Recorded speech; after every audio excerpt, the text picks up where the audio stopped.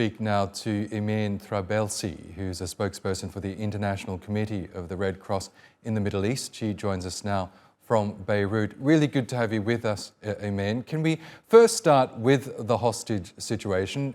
Israeli officials say some 200 other Israelis are still being held in Gaza right now. I understand the ICRC has played some role in releasing the latest hostages. Can you explain the organisation's role in that and how it goes operationally in terms of securing their release? The ICRC did, in fact, indeed contribute in the release by providing the transfer of the 4 hostages released from Gaza to Israel.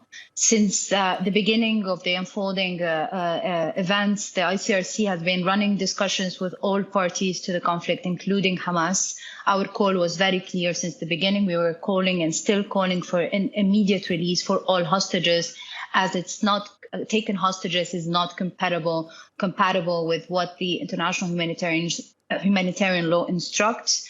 We stand ready to deliver our support as a neutral, impartial humanitarian actor. We are continuing this discussion in order to visit the remaining hostages, transfer messages to their families, and we stand ready to continue our support to facilitate future releases. Can I ask you about the situation in the occupied West Bank? Because we know that Israeli authorities are continuing to conduct raids in many areas of the occupied West Bank. Some 95 people have been killed, 1,200 people are currently in detention. We know many of them have been denied access to representatives from human rights organizations, to lawyers. They're not facing due process at the hands of Israeli authorities. Some might argue that many of the people involved in those raids are also being held captive by Israeli authorities. Is the ICRC concerned about the welfare of the detainees in the current raids held in the occupied West Bank? Well, as we're speaking, I do not possess the right updated information regarding the ongoing what's happening right now in the West Bank, and therefore I'm not able to provide specific information. But for the International Committee of the Red Cross, our call to all parties is very clear: civilian lives must be spared. Vital infrastructure must be spared, and there are legal obligations that parties involved need to respect under international humanitarian law. And Imene, can I ask you about the humanitarian situation in Gaza? We know the United Nations, the World Health Organization, and many other bodies have called for even more aid to be delivered into the enclave. So far, there have been only 3 convoys of aid supplies being funneled into Gaza through the Rafah border crossing, but none of those deliveries have included fuel shipments. The World Health Organization has said, quote, it's on his knees, basically begging for more supplies of fuel so that hospitals running on generators can continue to treat the growing number of people who've been wounded and the thousands who are seeking refuge in Gaza's remaining medical facilities. What is ICRC calling for in terms of humanitarian aid into Gaza? In view of the dire humanitarian conditions, we do welcome this first delivery of the first trucks that made it into Gaza with vital assistance to the population.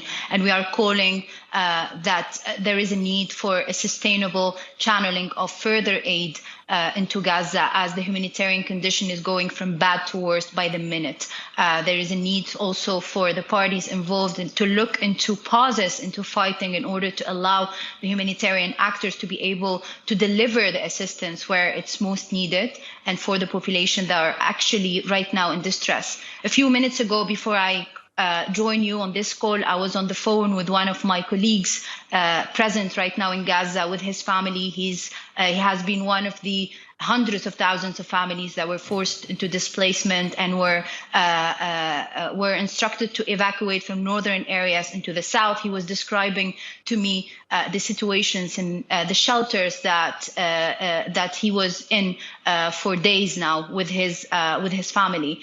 One of the things that he said is that every day sunset, and every sunset triggers extra anxiety for people around him, as people are afraid that this might be the last night for them, and that the next morning they will not see the next morning coming, or their children might pass away overnight. For the hundreds of thousands of families that were forced into displacement from northern areas into the south without being provided any basic assistance, it's as if they're left alone in order to figure out how are they going to survive.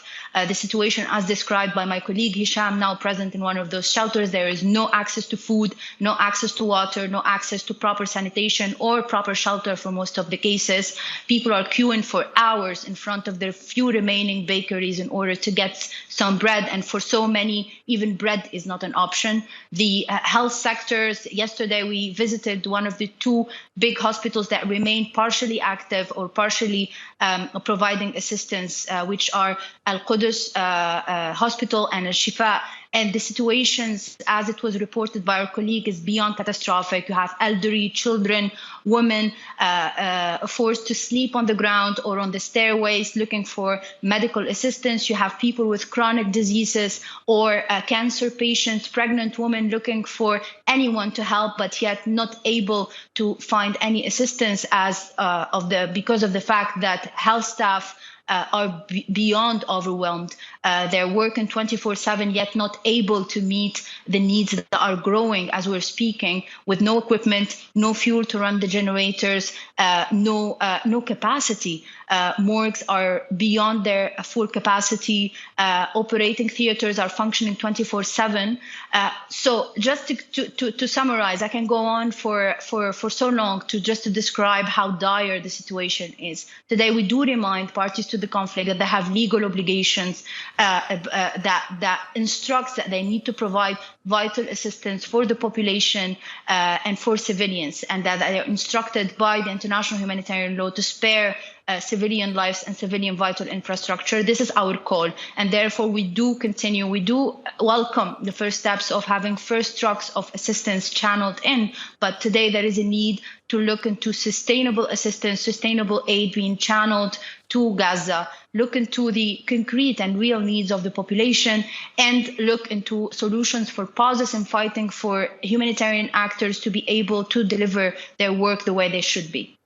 Okay, Imene Trabelsi from the International Committee of the Red Cross. We'll have to leave it there. Thank you so much for sharing your analysis with us.